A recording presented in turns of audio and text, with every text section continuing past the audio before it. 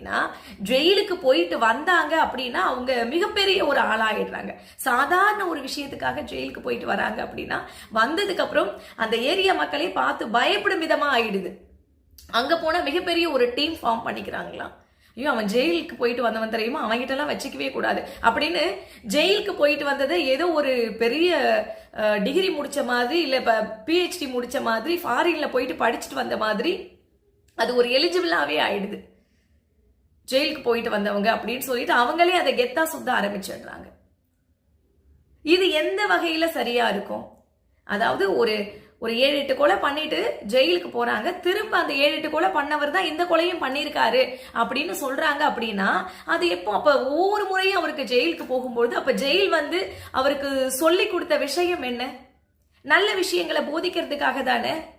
அப்ப அதை சொல்லி கொடுக்கலையா? நம்ம இதை பார்க்கணும்.